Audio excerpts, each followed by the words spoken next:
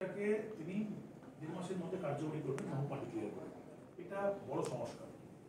দ্বিতীয় সংস্কার হচ্ছে আপনার যে ধুলিয়ানে শহরের মধ্যে দিয়ে ধুলিয়ান শহরটা প্রায় গ্রাস করে নিচ্ছিল পদ্মা ভবন এবং পদ্মা ভবনে বারবার করে আমাদের স্টেট থেকে যারা তৃণমূলের এমপি যারা রয়েছেন বা গভর্নমেন্টের যেটা পলিসি যে এখন তো নীতি আয়োগ আছে, নীতি আয়োগের মধ্যে যেভাবে এটার গুরুত্ব পাওয়া দরকার অর্থাৎ ন্যাশনাল ডিজাস্টারের মধ্যে এটা রাখা দরকার, সেটা দাবি করা থাকলে পরও সেন্ট্রাল গভর্নমেন্ট সেটা কার্যকরী করছিল না। তাহলে সেই জায়গা থেকে আমাদের যেটা দরকার ছিল সেটা এরকম যে ওইখানে সেন্ট্রাল গভর্নমেন্ট কবে কী করবে না করবে, সেন্ট্রাল গভর্নমেন্টের কাছে আমাদের কনস্টিটিউশনাল ফোরামে স্টেটে যাওয়ার জায়গা আছে। স্টেট যেমন হচ্ছে সেখানে তার দাবি আদায়ের জন্য যুক্তরাষ্ট্র পরিকাঠামোর যে সংবিধান আছে, যে ফান্ডামেন্টাল যে মানে আমাদের বিষয়গুলো আছে সেগুলো স্টেটের যথেষ্ট পাওয়ার আছে, সেগুলো নিয়ে পরে বিজেপি গভর্নমেন্টকে সেন্ট্রাল গভর্নমেন্টকে একবার নাস্তবোধ করে দেওয়ার জায়গা আছে। সেই জন্য তিনি এটা প্রথম national service scheme, national service মানে হচ্ছে দিল্লিতে বসে থাকেন নরেন্দ্র মোদী সাহেবের আপনার স্টেটমেন্ট নয়, আর এখানকার বিজেপি নেতাদের শুধু ওই কমিউনাল টেনশন তৈরি করা হয়। National disaster, national liability, national responsibility প্রথমেই হচ্ছে মুর্শিদাবাদ জেলায় গঙ্গাপদ্মা ভাঙন, যেটা আমাদের বর্ডার এলাকার সঙ্গে ভীষণভাবে জড়িয়ে আছে, তার সিকিউরিটি জড়িয়ে আছে। সেটা মাননীয় মুখ্যমন্ত্রী 800 কোটি টাকা 850 কোটি টাকা এমএনএ প্রোটেকশন অর্থাৎ ইরিগেশনের মাধ্যমে গঙ্গা পদ্মা ভাঙনের যে স্কিম আছে সেটাকে ওখানে কিন্তু ওটা অ্যাপ্রুভালটা দিলেন এবং ফাইন্যান্সিয়াল অ্যাপ্রুভালটা দিলেন। তৃতীয় স্তরে আপনি দেখুন যে মুর্শিদাবাদের মধ্যে আপনার এই মুহূর্তে মুর্শিদাবাদের মধ্যে সব থেকে বেশি প্রয়োজন আপনার এই কমার্শিয়াল ডেভেলপমেন্ট। এই কমার্শিয়াল ডেভেলপমেন্ট করতে গেলে পরে এই কমার্শিয়াল ডেভেলপমেন্ট করতে গেলে দরকার আমার রোড কানেকশন অর্থাৎ ইনফ্রাস্ট্রাকচার ডেভেলপমেন্ট, যোগাযোগ ব্যবস্থা, ইনফ্রাস্ট্রাকচার ডেভেলপমেন্ট। ইনফ্রাস্ট্রাকচার ডেভেলপমেন্টের মধ্যে আপনার রাস্তাঘাট ডেভেলপমেন্ট বেশি আছে। সেই জন্য বহরমপুরের যে গুরুত্বটা আছে সেটা যেহেতু ডাইভারশনের মধ্যে যেহেতু ডাইভারশনটা এনএইচ হয়ে গেছে দিয়ে, সেই জন্য এই ভিতর দিয়ে মানে বহরমপুরটাকে আরো জংশন তৈরি করার জন্য, যেহেতু এটা মেন হেডকোয়ার্টার, এটা একটা বিরাট ভৌগোলিক গুরুত্ব আছে। তো সেখানে গঙ্গা ট্রান্সপোর্টেশন পেয়ে যাচ্ছে, একদিক থেকে রেডি ইনফ্রাস্ট্রাকচার কলকাতা থেকে নিয়ে আসছে। সেই জায়গা থেকে প্রায় 100 কোটি টাকা পিডব্লিউডি রাস্তা এখানে তৈরি এখানে অলরেডি হচ্ছে এবং সেটাকে আপ টু ট্যুরিজম ইন্টারেস্টে প্রায় লালবাগ পর্যন্ত সম্প্রসারিত করা হবে। এটা একটা মানে মুর্শিদাবাদের অর্থনৈতিক ক্ষেত্রে একটা বড় একটা আমাদের গেম। আর বেনিফিশিয়ারি যে বিষয়গুলো আছে সেগুলোকে আরো বেশি অ্যাক্টিভ করা, অর্থাৎ প্রান্তিক এবং অর্থনৈতিকভাবে পিছিয়ে পড়া মানুষদেরকে তাদেরকে এগিয়ে নিয়ে আসে। এটা মুখ্যমন্ত্রী চ্যালেঞ্জ করা হবে, যেগুলো চলছে নতুন করে বলছি না, দুবারের সরকার যেগুলো কাজ করছে সেটাকে তার বাইরেও যে বেনিফিশিয়ারি তার বিভিন্ন বেনিফিট লস করছে গভর্নমেন্টের প্রকল্পে, সেটার মধ্যে দিয়ে আপনার আরো বেশি করে সংস্কার করা। আর অবশ্যই সবকিছু মূলে যেটা আছে মুর্শিদাবাদ জেলার যে কালচার আছে, এই মুর্শিদাবাদ জেলার কালচারটা এত সাউন্ড এটা আজকের না। মুর্শিদাবাদ জেলায় কোনো কমিউনাল প্রবলেম নেই এই জেলায়, লাস্ট কাটরা হয়েছিল, তারপর কোনো প্রবলেম নেই। ছোটখাটো যে বিষয়গুলো হচ্ছে সেগুলোকে বের করে নিয়ে এসে পুরোপুরিভাবে মুর্শিদাবাদ জেলার যে পটেনশিয়ালিটি সেটা মুর্শিদাবাদ জেলাবাসীর স্বার্থে, 90 লক্ষ জেলাবাসীর স্বার্থে সেটাকে হসপিটালিটি যেমন আছে, মেডিকেল কলেজ যেভাবে আছে, হেলথ সেন্টার যেগুলো আছে, সবগুলোর মধ্যে স্বাস্থ্য, শিক্ষা এবং তার সঙ্গে আপনার সামাজিক অর্থনৈতিক উন্নয়ন, এটাই যেভাবে তিনি একটা তার যে ভিশন মুর্শিদাবাদ জেলা আরও উপকৃত হয়েছে। সেটা এবারও যে জায়গায় দাঁড়িয়েছিল সেই জায়গাটাকে আরো গতি আনতে এবং তারপর এই যে সংস্কারগুলোর মধ্যে দিয়ে আরো ভিশনটাকে ক্লিয়ার করার জন্য, আরো এগিয়ে নিয়ে জন্য যে তিনি একটা পরিকাঠামো তৈরি করে দিয়েছিলেন, সেটা লাভ মুর্শিদাবাদ জেলাবাসী আগামী 50 বছর পর্যন্ত পাবে। এই যে প্ল্যান তৈরি করে দিলেন, এটা আপনার মানে এই লাভটা কিভাবে পাবে, এটা মানে এই যে আগে লাভ পেয়েছে যেমন মুর্শিদাবাদ জেলার মানুষ মনে ভাবতেই পারতো না সরকারের তরফ থেকে যে লক্ষ্মী ভান্ডার বলে কিছু হয়।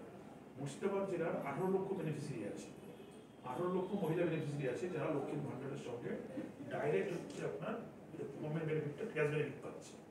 18 লক্ষ মানে আমাদের ঘরের মা বোনেরা প্রয়োজন তো আছে, এটা তো একটা লোকের বাড়িতে কাজ করতো তারা, তারা হচ্ছে তাদের এই মানে বাবুদের বাড়িতে মানে কি বলবো তাদের অপমান, তাদের অ্যালার্জির বস্তু হয়ে কাজও করতো, আর অপমানিত হয়ে আত্মসম্মান বলিদান দিয়ে তাদেরকে কাজ করতে হতো। সেই জন্য এটা একটা কত বড় সংস্কার, এটা মানে যারা পাচ্ছে তাদেরকে যদি আইনের সামনে যদি কোশ্চেন করা হয় তারা এটা স্বীকার করবে। এই যে মহিলাদেরকে অর্থনৈতিকভাবে এগিয়ে নিয়ে যাওয়া, আর আপনার বাকি বিষয়গুলো তো দেখবেন এখানে যেগুলো আছে, মাননীয় মুখ্যমন্ত্রী আসা মানে বিষয়টা খুব ক্লিয়ার যে সবাই আমরা কাজ করি, সিনিয়র জুনিয়র সবাই কাজ করি আমরা, কিন্তু কাজটা আমরা ঠিক করছি না ভুল করছি। কাজটা যেটা হচ্ছে আমাদের কাজটা বা প্রশাসনের কাজটা বা জবাবদিহির কাজটা, আমাদের কাজে সময় নিরিখে কত পার্সেন্ট মানুষ বেনিফিট হচ্ছে সেটা যেমন আমরা ঠিক ভুল কতটা বুঝতে পারি না, মুখ্যমন্ত্রী সেটা বুঝিয়ে দেয়। সার্বিক সার্ভিসটাকে যদি হচ্ছে সার্ভিস প্যাটার্নটাকে যদি চেঞ্জ করা হয়, একই সময়ে তার মানসিক উন্নয়ন হবে, অর্থনৈতিক সামাজিক উন্নয়ন হবে, শিক্ষা স্বাস্থ্য বিভিন্ন উন্নয়ন হবে, তার সঙ্গে কালচারাল ডেভেলপমেন্ট হবে, মানুষ আরও বেশি জানবে বুঝবে এবং সার্বিক মুর্শিদাবাদ জেলার উন্নয়ন হবে। তো এটাকে শেখা জানা, এটাকে উপলব্ধি করা এবং এটার মধ্যে দিয়ে তার যে স্পিড, মুখ্যমন্ত্রী মাননীয় মুখ্যমন্ত্রীর স্পিড অর্থাৎ যে তার যে শক্তিটাকে এটা দেখার সুযোগ থাকে, মানে এটা সবাই নিয়ামত সাহেবরা আছেন ওনার প্রবীণ এখানে জেলার এমএলএ, যারা এখানে সবটা আপনার ইয়ে করে, যারা এখানে সবটা নিয়মিত দেখছে এবং মাননীয় মুখ্যমন্ত্রীর সঙ্গে তারা প্রথম থেকেই সঙ্গে আছেন, তাদের ভীষণ গুরুত্ব তিনি মানে রেখেই তিনি কথাগুলো বলেছেন এবং কথা বলছে আমাদের মতন যারা জুনিয়র কিছুটা জুনিয়র আছে তাদেরকেও তিনি কীভাবে কাজ করতে হবে না করতে হবে সেই উপলব্ধিটা নিয়ে আসার চেষ্টা করিয়েছেন। এবার আমরা কত নিতে পারছি কাজের মধ্যে দিয়ে মুর্শিদাবাদ জেলার এমএলএ এমপি জনপ্রতিনিধি পরিচয়, কাজের মধ্যে দিয়ে মানুষের উন্নয়নের মধ্যে দিয়ে মুখ্যমন্ত্রী হয়ে জায়গা পাওয়া যাবে। কাজ বিনা মুখ্যমন্ত্রী এখানে কাউকে আলাদাভাবে কাজ করবে না, সেটা তিনি তার ভাষায় বলাই তিনি বলে গেছেন। কিন্তু ওভারঅল সব কিছুর মধ্যে আমাদের জেলায় একটা ভালো মানে জনপ্রতিনিধি সহ বিভিন্ন এমপি এমএলএ সহ সবারই মধ্যে একটা মানে অ্যাডমিনিস্ট্রেটিভ একটা ফাংশনটা খুব ভালো এবং মানুষের সঙ্গে প্রত্যেকের একটা আপাতমস্ত যোগাযোগ আছে, বিশেষ করে এমএলএ যারা রয়েছে তারা দীর্ঘদিন ধরে আছেন, সেখানে যারা প্রবীণ তারা বেশি করে বোঝেন, যারা সিনিয়র তারা বেশি করে বোঝেন এবং যারা প্রবীণ তারা তাদেরকে শিখবেন এবং কীভাবে মুর্শিদাবাদকে ভালো রাখতে হবে সবাই মিলে মিলেমিশে সেটাও তিনি শিখিয়ে গেছেন। অর্থাৎ মুর্শিদাবাদ জেলার ইন্টারেস্টিং কথাগুলো বলেছেন। 90 লক্ষ মানুষের এই জেলা, যার মধ্যে প্রায় 70% সংখ্যালঘু মানুষের বাস, 63 লক্ষ সংখ্যালঘু মানুষের স্বার্থের কথা চিন্তা করে তিনি যেমন প্রকল্পগুলোকে এখানে ইমপ্লিমেন্ট করেছেন, তাদেরকে যেন আরও এগিয়ে দেওয়ার জন্য যা যা ব্যবস্থা করেছেন, প্লাস পাশাপাশি যারা হিন্দু কমিউনিটি আছে 27 লাখ 30 লাখ হিন্দু কমিউনিটি আছে তাদেরকেও বলেছেন যে বিভ্রান্তে পা দেবেন না, অর্থাৎ স্থির থাকুন, ভরসা রাখুন, মিলেমিশে থাকুন, তাহলে পরে সবারই উন্নয়ন মনে করে খ্রিস্টান শিখ সবারই উন্নয়ন হবে, আলটিমেটলি মানুষের উন্নয়ন হবে, এটা তিনি অর্থাৎ মুর্শিদাবাদ জেলার আসা মানে চার্জার অর্জন করে মুর্শিদাবাদ জেলার একটা গতি আনা এবং মুর্শিদাবাদ জেলার একটা আগামী 10 বছরের ভিশন ক্লিয়ার হওয়া, দিগন্ত করে যাওয়া। আজকে যাদের বয়স 10 বছর তার আগামী 2 বছর হবে, তারা এই এফেক্টটা পাবে, যাদের বয়স 50 বছর তারা 7 বছর হবে, তারাও এফেক্ট পাবে, আবার বৃদ্ধ বনিতা নারী পুরুষ নির্বিশেষে এর সুফলটা পাবে। এই তিনি তার যে এখানে এবার যে কর্মসূচি সেটাই প্রমাণ করেছে। আগামী দিনে আমরা চাই তার মতন মানে লিডারের সঙ্গে, তার মতো মুখ্যমন্ত্রীর সঙ্গে, তার মতো জনগণের সঙ্গে, তার মতন এত মানে কি বলবো একটা গোটা ভারতবর্ষের তার মতন কোনো পারদর্শী মানে লিডার নেই।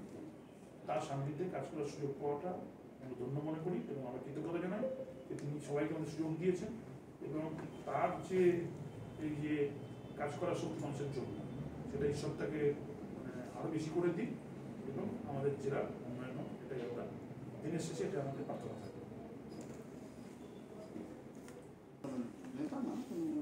পশ্চিমবাংলার মুখ্যমন্ত্রী আমাদের নেত্রী মমতা বন্দ্যোপাধ্যায় গত পরশুদিন এসেছিলেন বহরমপুরে। তিনি হেলিপ্যাডে নামার পরে, স্কয়ার ফিল্ডে নামার পরে আমাদের এমএলএ এমপি আমাদের নেতৃত্ব যারা ছিল চেয়ারম্যান সকলকে নিয়ে আলোচনা একটাই কথা তিনি বলেছেন যে শান্তি বজায় রাখতে, কোনো প্রয়োজনায় পা যেন না দেওয়া হয়। উনি বলেছেন, আমার পক্ষ থেকে বলছি যে কোনো রকমের কোনো প্রয়োজনায় পা যেন যাতে না দেওয়া হয়। উন্নয়ন পরে, আগে এলাকায় শান্ত এবং শান্তি থাকার বার্তা তিনি দিয়ে গেছেন।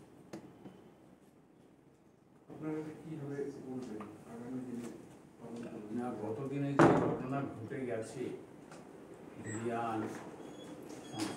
জমিপুরে যে ঘটনা ঘটেছে, সেটা আমাদের মুর্শিদাবাদের মানুষ হিসেবে আমরা মনে করি এটা লজ্জা। এই ঘটনা ঘটার কোনো প্রশ্নই আসে না।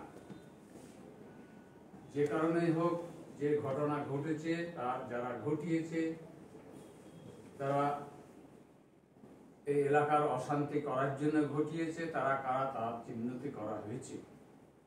তৃণমূলের পক্ষ থেকে তৃণমূলের মানুষরা কিন্তু, তৃণমূলের দায়িত্ব থাকা কেউ কিন্তু এই ষড়যন্ত্রের সঙ্গে সামিল নেই। কিন্তু ঘটনা ঘটিয়ে দিয়ে তারা বহুরূপী হিসাবে এখানে ঘটিয়ে বেরিয়ে চলে যাওয়া এলাকার একটা অশান্তির মধ্যে ফেলে দিয়েছে। দুজন মানুষ এখানে খুন হয়েছে, তাদেরকে আমি তাদের ফ্যামিলিকে সমবেদনা জানাই। আমাদের দিদি, আমাদের মুখ্যমন্ত্রী তেনাদের সমবেদনা জানিয়েছে। তারপরে যে ঘটনা, এই ঘটনায় যে একটা মুর্শিদাবাদের একটা যে ঐতিহ্য ছিল, যে সুনাম ছিল, একটা এই ঘটনায় একটা দাঙ্গা হাঙ্গা করার জন্য যেভাবে বিরোধী যারা বিজেপি থেকে বলি, তারাই কিন্তু এই ঘটনাটা করিয়ে অশান্ত করার চেষ্টা করেছে মুর্শিদাবাদ।